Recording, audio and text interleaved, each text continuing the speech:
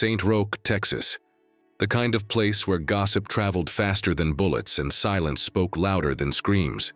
It was Sunday morning, and the town's finest were gathering in their stiff collars and long dresses, preparing to hear the word of God. But before a single hymn could be sung, a different kind of ritual unfolded in the sun-baked square. Rosalía knelt in the dirt with her wrists bound and her head bowed low. Her brown skin shimmered with sweat. Her dark braid clung to her back like a whip. The ground was dry and cracked beneath her knees, but she didn't flinch. Not when Mrs. Langley shouted. Not when the sheriff pulled her up by the arm. Not even when the accusations began raining down like hailstones. "She took my silver brooch," Mrs. Langley barked, pointing a manicured finger. "I trusted her in my home." "She's always looked shifty to me," someone murmured. "She's one of them mixed breeds. Probably got Indian blood." Another spat. Rosalía didn't speak. She knew her words wouldn't matter. She'd been working for the Langley family for nearly 2 years, scrubbing floors, hauling laundry, sleeping on a straw mat in the attic. They called her Girl. Even though she was 20, they called her lucky to have a roof. But not once had they looked her in the eye as an equal.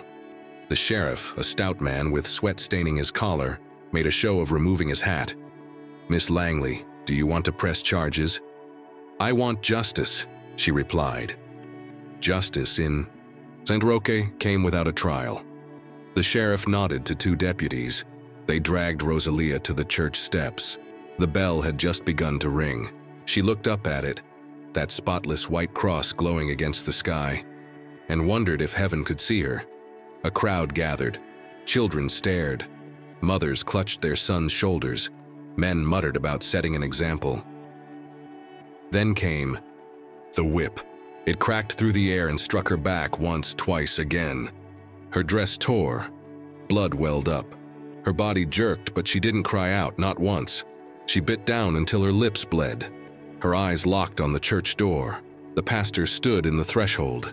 He looked at her, then at the crowd, then lowered his head and walked back inside. By the time the lash fell a 10th time, Rosalía could no longer sit upright.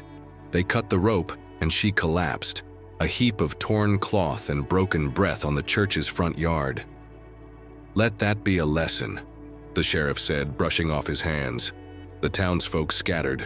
Church service began, hymns filled the air, and Rosalía was left behind, discarded like trash in the noonday heat. The dust clung to her skin. Her lips cracked. Her back pulsed with pain.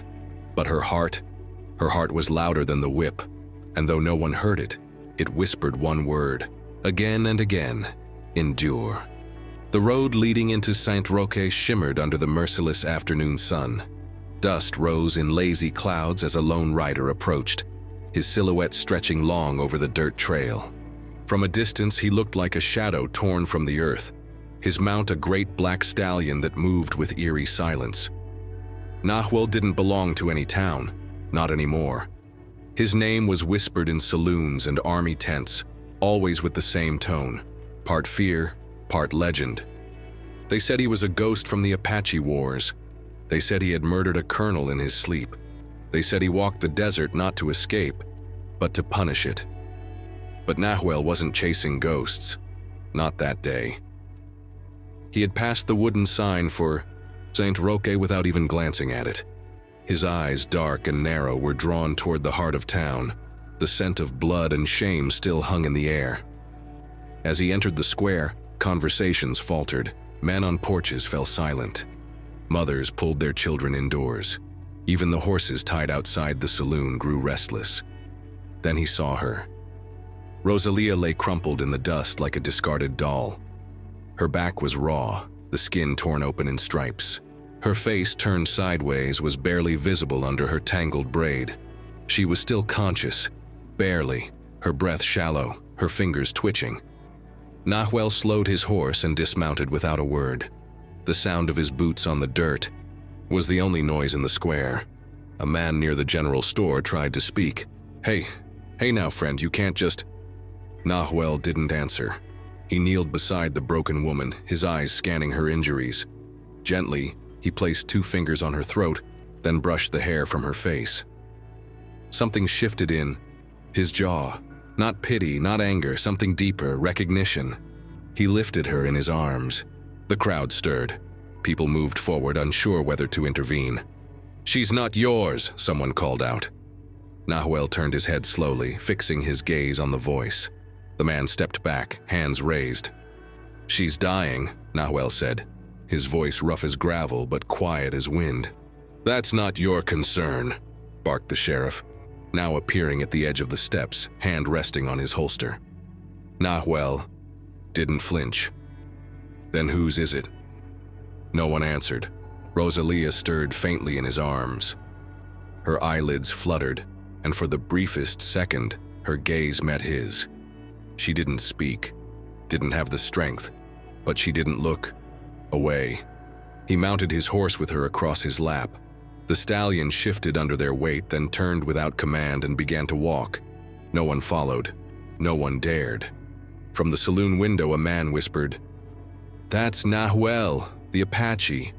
"The one with the bounty?" another asked. $100, dead or alive, more if he's brought in quiet. "They say he killed a white woman." "They say he loved her." As the horse disappeared into the trees, the town slowly exhaled. Mrs. Langley, pale with fury, turned to the sheriff. "You let that savage take her. That criminal, he just rode off with her like she was nothing." "She was already nothing," the sheriff muttered, but his voice was weak. Somewhere deep in the trees, Nahuel rode in silence. Rosalía's blood soaked into his shirt. She trembled against him. Still, he didn't stop. He rode until San Roque was nothing but a memory behind him, and the desert ahead offered no promise of peace, only the chance for something other than death. The trail Nahuel followed was not marked on any map. It twisted through dry canyons, under thorned branches, over hills where only coyotes dared call home. By the time the sun dipped low, its final rays clung to the horizon like dying embers, casting long shadows over the land. He rode without speaking. Rosalía, limp in his arms, had not stirred since they left the town. Her breath was shallow. Blood had dried into a stiff crust across her back and soaked into his buckskin shirt. He shifted her weight slightly, careful not to wake the pain, and pushed on. As dusk settled, the desert turned cold. The wind picked up and whistled through rocks like a warning. Nahuel turned off the path and led his horse toward the base of Mesa. There, tucked between two outcrops, was a small cave barely large enough for a man to stand. He dismounted and laid Rosalía down on a folded blanket. He didn't light a fire. Fire brought eyes. Instead, he worked in the dark, cleaning her wounds with water from a goatskin flask. She flinched with each touch but did not wake. Nahuel knew the art of pain.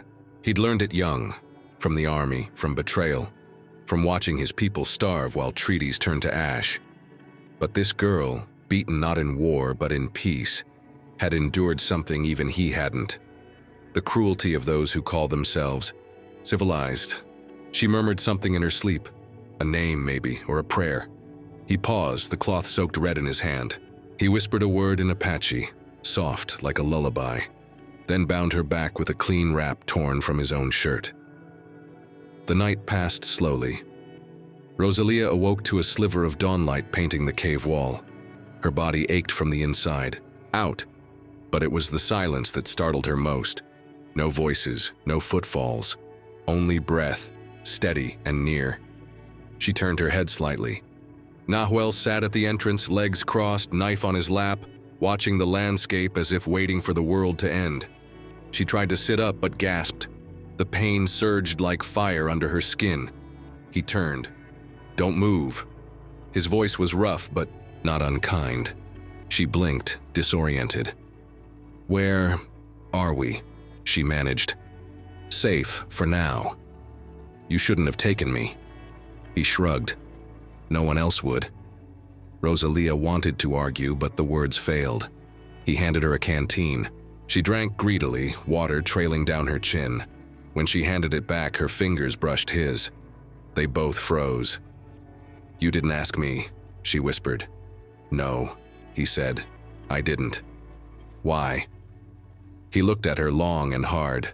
"Because you were dying." She didn't reply. She simply lay back down, her eyes fixed on the stone ceiling. In that silence, something settled between them. Not forgiveness, not trust, but a fragile ceasefire born of shared loneliness. By the third day, she was walking, slowly, leaning on the cave walls. Nahuel brought food, roots, berries, a lizard once. He never asked her about the town. She never asked him why he'd been there. But in the way he watched the horizon, the way his hand always hovered near his knife, Rosalía knew one thing. They were both running. That night, as they sat in the growing dark, she spoke again. My mother was Yaqui, from Sonora. They called her a witch. Nahuel didn't turn his head. They call everything they fear a curse. She died in a mission. I was 7. He nodded once. And you? She asked. He didn't answer, not that night. But in the morning, before the sun climbed, she found a small bundle outside. The cave, a necklace made of bone beads and sinew, placed gently where she could see it. It wasn't an apology. It was something older than words. Rosalía dreamt of the mission again. Stone walls painted white, tall crosses looming over, fields of agave, and the distant hum of nuns whispering prayers through cracked lips. She saw her mother kneeling at the altar, her dark hair braided with red thread, her back turned.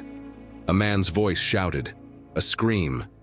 Then the image dissolved in smoke, and Rosalía awoke with tears on her cheeks. The desert air was dry and sharp, but the cave was warm from the morning sun. Nahuel was gone.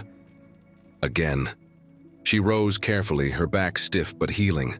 Her hands still trembled, though she wasn't sure if it was from pain or the fear that always followed her dreams. She stepped outside, blinking in the light. The land stretched, endlessly. Red earth, jagged stone, and skies so wide they felt like judgment. Nahuel returned near midday, carrying a bundle wrapped in cloth. He handed it to her without ceremony. Inside, smoked rabbit, cornmeal cakes, and a worn piece of cloth for dressing. You didn't have to, she said. I know. They ate in silence, perched on a fallen log near the cave. She watched him closely, the way he moved, slow and deliberate, always aware of his surroundings. He didn't fidget, didn't fill the quiet with words like men in town did. His stillness was louder than their noise. After the meal, she asked, "Why were you in Saint Roque?" He didn't answer at first. His gaze drifted to the horizon. She thought he would ignore her, but then he spoke. "I heard they were holding land auctions. I had family buried near there. I went to see if anything remained." "Did it?" He shook his head. "Just fences." She stared at her hands. "They burned my mother's things. Said they were pagan. All she had was a pouch of herbs and a song she used to sing." "What song?" "I don't remember. Just the way she hummed, like wind through dry leaves." Nahuel closed his eyes as if he could hear it. After a moment, he said, "My wife used to sing too when our daughter cried." Rosalía's breath caught. She hadn't expected tenderness from a man whose face seemed carved from stone. "What happened to them?" she asked softly. His jaw tensed. "Soldiers came to cleanse the territory. They promised peace. My wife believed them. She told me to give up the fight." "And did you?" He nodded. "For a while. We built a home near a white settlement. Our daughter was 4. He paused. The silence stretched long. Rosalía didn't push. "She died during a raid. The same men who gave us treaties. I was out hunting. When I returned..." He didn't finish. Rosalía reached for his hand. He didn't pull away. His fingers were rough, calloused, but warm. "I'm sorry," she whispered. He opened his eyes. "I've never told anyone that story." She looked at him, truly looked, and saw more than the outlaw, the fugitive, the Apache warrior. She saw a man stitched together by loss. "I don't belong anywhere," she said. He met her gaze. "Neither do I." That night, they sat by a small fire Nahuel dared to build, hidden by the cave's shadow. Rosalía hummed a melody she barely remembered, a soft tune her mother once sang. Nahuel closed his eyes, listening.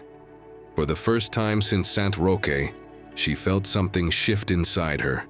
Not safety, but presence. Like her soul had been wandering, and now, someone saw it. The days blurred into each other, marked only by the rising and falling of the sun, the ache in Rosalía's back, and the sound of Nahuel's boots brushing through sand. Their refuge became a rhythm, quiet, necessary, fragile. They lived off roots, rabbit, and silence. But the land, like their wounds, never stayed still for long.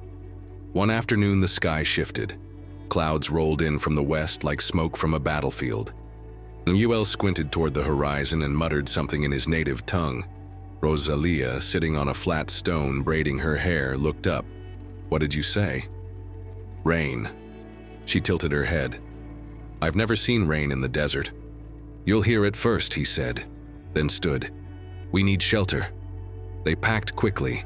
Nahuel led her through a narrow pass, up a slope of red stone to a higher cavern, deeper than the one they had shared before, with walls that swallowed sound and air that smelled of old fire. Just as they reached its mouth, thunder cracked like a whip overhead. Rosalía flinched. The memory of the square surged back, the sheriff's voice, the snapping sound, the laughter of the townsfolk. She pressed a hand to her chest. Nahuel looked at her, eyes searching. "You're safe." "I know," she said, but her voice was too tight to believe it. The rain came hard. Fat drops slammed the earth, turning dust to steam. The wind howled through the rocks, bringing with it the scent of wet sage and distant lightning. Inside the cave, they sat in silence, watching the storm. The fire they built was small, but its warmth filled the narrow space between them. Rosalía spoke first. "I used to believe God was watching, that he cared." Nahuel didn't move. "But when they tied me up in front of the church, he was quiet," she said. "Maybe he was never listening at all." Nahuel stared into the flames. "My people say the Creator doesn't. Speak. He shows." She turned toward him. "Shows what?" "Pain, death, and the choice to keep living." She let that settle between them, like a stone in water. "I used to think suffering made people stronger," she said. "But now, I just feel hollow." Nahuel finally looked at her. "Hollow things can be filled."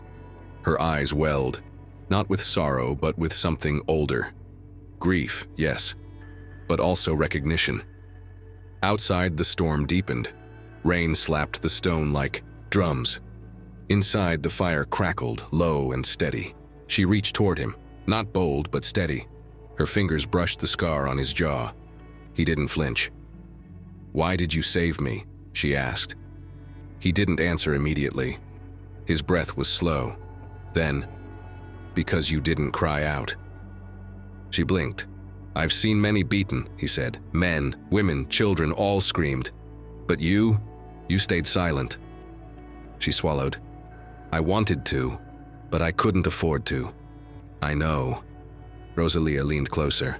The fire flickered across her face, casting gold in her eyes. "And now?" she asked. Nahuel reached out, one calloused hand, uncertain but firm, and cupped her cheek. His thumb brushed the corner of her mouth. The gesture was not a kiss, not yet, but it held more weight than anything spoken. "Now," he said, "you don't have to be alone." The cave echoed with wind, not words, and outside the storm raged on, washing the desert clean, even if just for a moment. The storm passed, but the quiet that followed was not peace. It was warning. Nahuel had grown more restless. His eyes darted to the hills with increasing frequency. He walked the perimeter twice each day, checking for tracks, for broken branches, for scents on the wind. Rosalía noticed the change. Though he said nothing, she didn't need him to. Silence with Nahuel was a language of its own. One evening he returned with tension in his shoulders and blood on his sleeve. "You're hurt," she said, rising to meet him. "It's not mine," he answered, then handed her a small pouch of jerky. "We need to move tomorrow. Someone's been tracking us." Her stomach tightened. "How many?" "3, maybe 4. From the town? Or bounty men?" Doesn't matter. They won't stop. She nodded. Fear no longer paralyzed her. It burned instead, steady and ready. She'd already died once in that square. What came next was only survival. They broke camp before first light. By noon they reached a ravine lined with thorn brush and black hucks. Nahuel led her into a hidden crevice behind a boulder, a narrow path carved into the wall like a wound in the stone. They'll have to come down single file, he murmured, placing his rifle across his lap. Rosalía stood beside him, holding a small pistol he had pressed into her palm that morning. It was cold, heavy, real. You remember how I showed you? He asked. She nodded. When you see eyes, don't wait. They didn't speak again. The first man came at dusk, a scout with a red bandana and cocky boots that crunched too, loud on the gravel. He didn't see Nahuel until it was too late. One shot, clean. The second charged in fast, rage in his chest and a shotgun in hand. Nahuel rolled and fired again, but the man didn't drop. Rosalía saw the flash of metal, the blast of smoke, and Nahuel stumble backward, blood blooming at his side. The man raised his shotgun again. She didn't think. Her hands rose, the pistol shook. One pull. The shot cracked across the ravine like thunder. The man jerked, dropped his weapon, and fell hard, kicking dust into the air. Nahuel, breath shallow, leaned against the wall. You never hesitated. She dropped the pistol, ran to him, pressed her hands to his bleeding ribs. I told you, she said, choking on adrenaline. I'm done being quiet. He tried to smile, failed. Remind me not to teach you too well. They laughed, breathless and broken. But the danger wasn't over. The last two men came shortly. After Paul slower, more cautious. They found their companions' bodies and paused.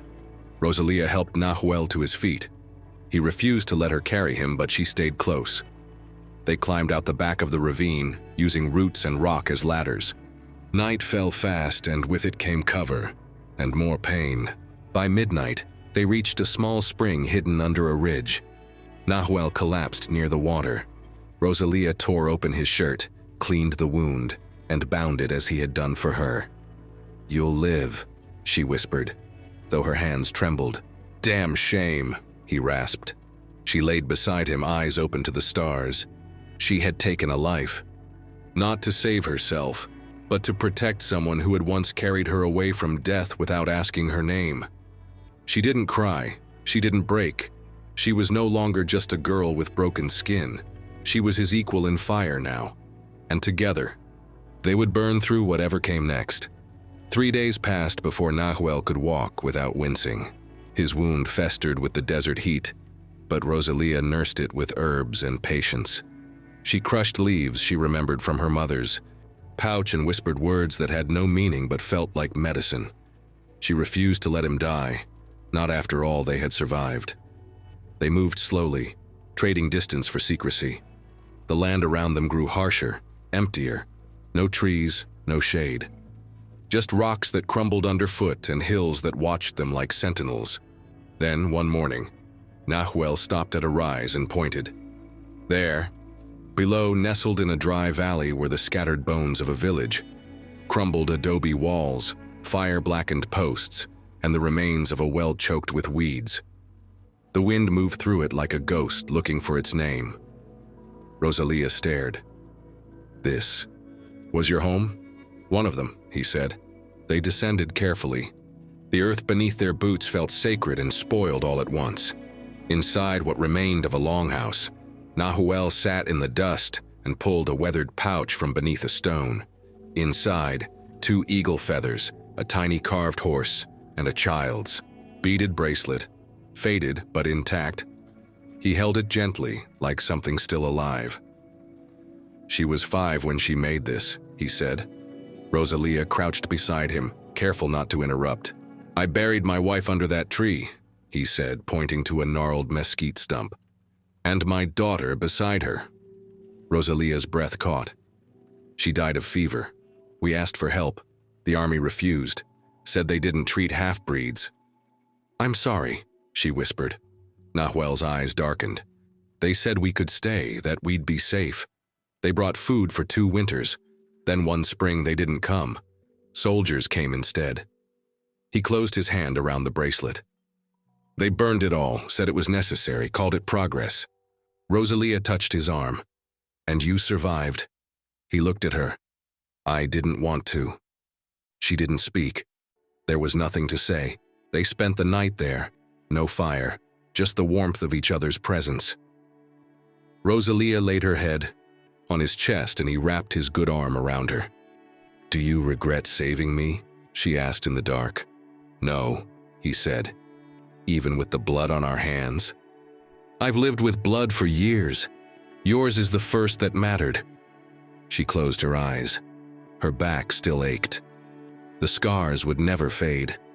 But neither would this night. The truth between them, raw and unspoken. By morning, she awoke to the smell of wet stone.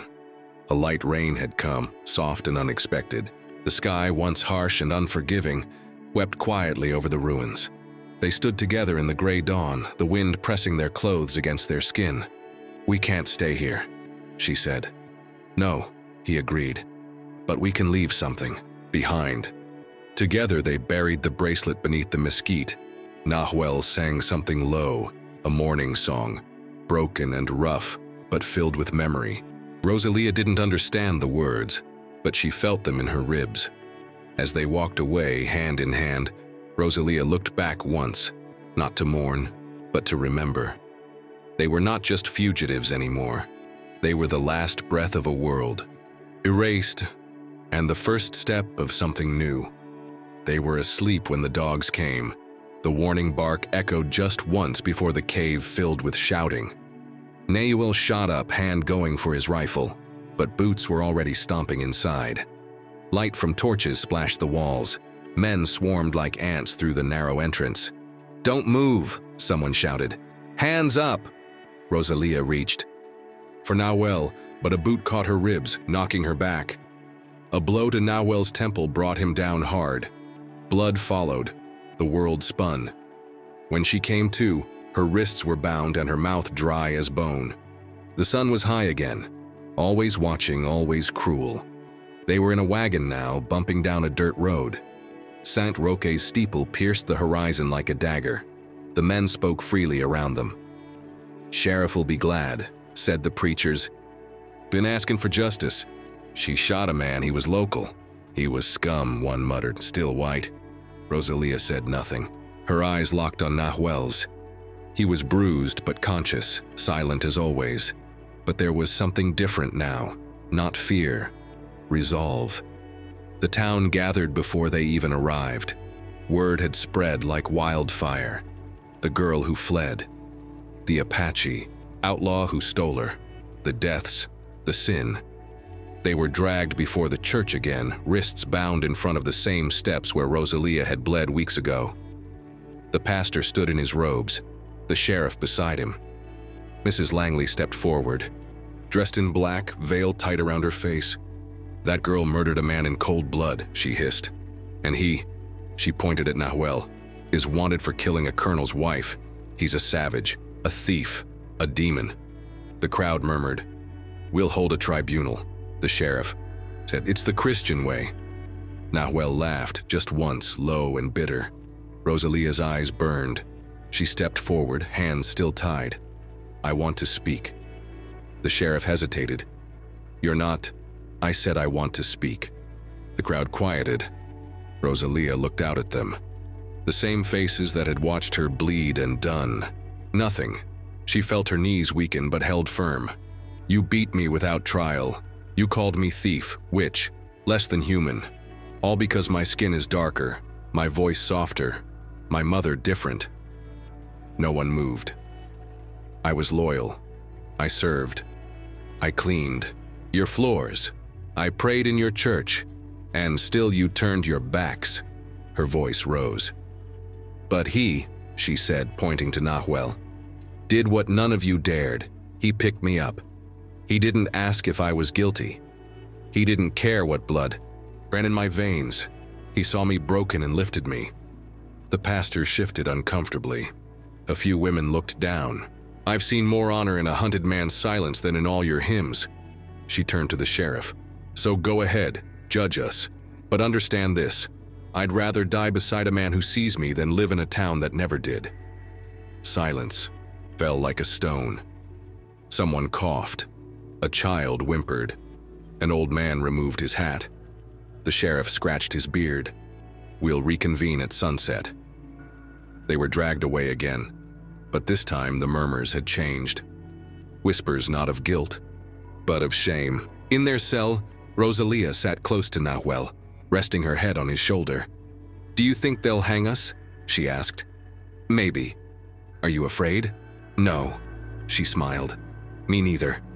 The cell was cold and smelled of rust and old sweat. Nahuel sat with his back to the wall, arms folded, while Rosalía lay curled on the wooden bench. They hadn't spoken for hours. There was nothing left to say.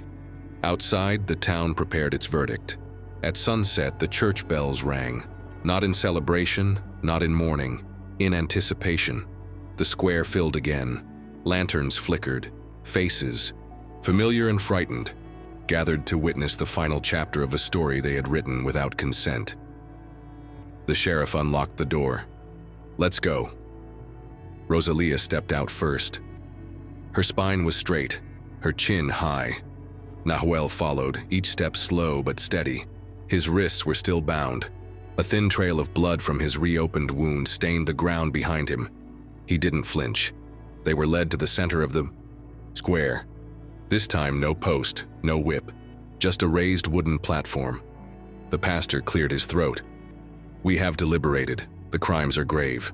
Deaths were involved. Laws were broken." Mrs. Langley stood at the edge of the crowd, trembling with satisfaction. "But," the pastor continued, "we've heard testimony that calls into question the nature of those crimes. And A shot rang out. Chaos exploded. Screams pierced the dusk. Men dove for cover. The sheriff reached for his revolver. Too slow. A man burst through the crowd, gun raised. One of the bounty hunters who had tracked them. His face was flushed with rage. He pointed the barrel straight at Rosalía. "You think you can walk away?" he screamed. "She killed my brother." Rosalía froze. Nahuel moved. In one motion, he threw himself in front of her. The bullet struck his chest. Time stopped. Rosalía caught him as he collapsed. Blood bloomed across his shirt, hot and fast. His eyes found hers, dazed but still burning. "No," she whispered, pressing her hands to the wound. "No, no, no." The sheriff fired twice. The bounty hunter dropped. The crowd recoiled, but the real drama had already happened. Rosalía sobbed, rocking Nahuel in her arms. "You said you weren't afraid," he smiled faintly. "Still not. You can't die, not like this, not now." His breath came slower. You were the only thing I saved.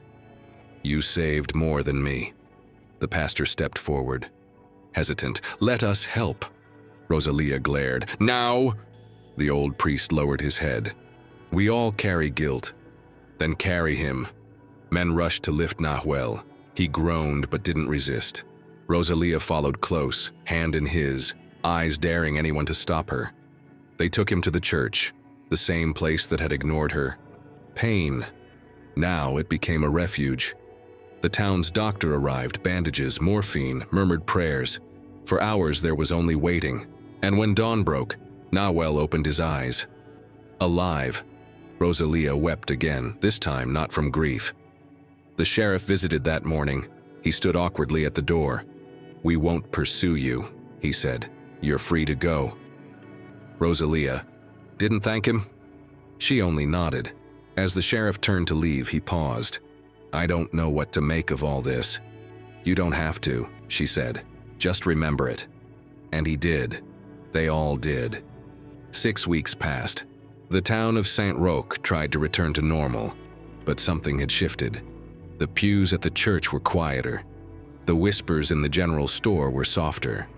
Children still played in the square, but now they sometimes glanced toward the hills, as if expecting to see a black horse on the ridge. Rosalía and Nahuel did not stay. The morning after the sheriff released them, they rode west. Not toward any town, but toward the horizon, where nothing was promised and no one expected them. Nahuel was still weak, the bullet wound deep, but he held himself upright in the saddle.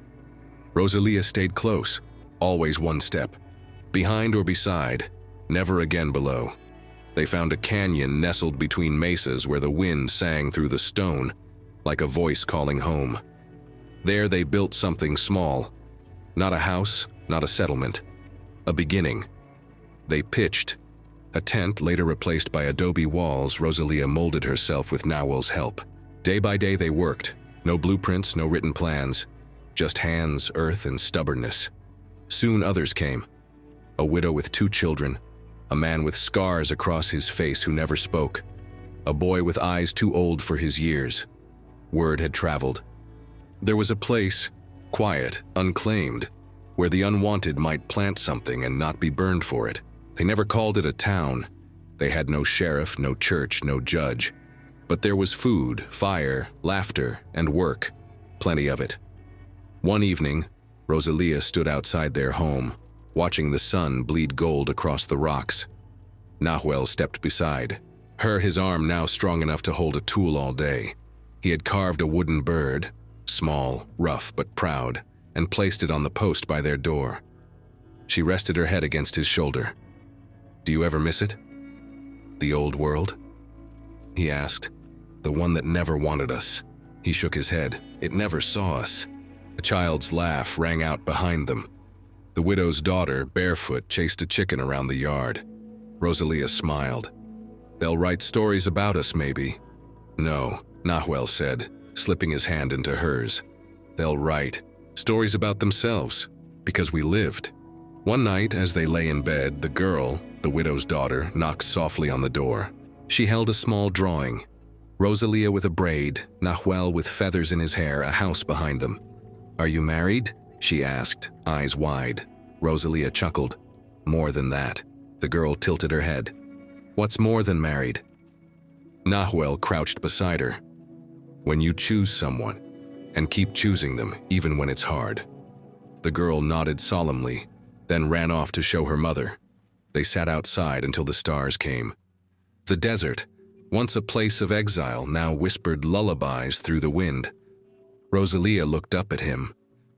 "You still think we belong to no place?" He kissed her hand, a soft, deliberate gesture. "We belong to each other," he said, and that was enough. Sometimes, the world breaks those who never had a chance to begin with. But even in the harshest places, in towns that forget, in deserts that burn, in hearts covered in scars, there's a chance for something deeper, dignity, redemption, and a love that asks for nothing but truth. Rosalía and Nahuel didn't belong to any place, but in each other, they found something rare, something stronger than blood, law, or shame. A quiet defiance against the roles the world tried to assign them. What about you? Have you ever felt like you didn't belong until someone truly saw you? Tell us your thoughts in the comments. What part of this story stayed with you the most?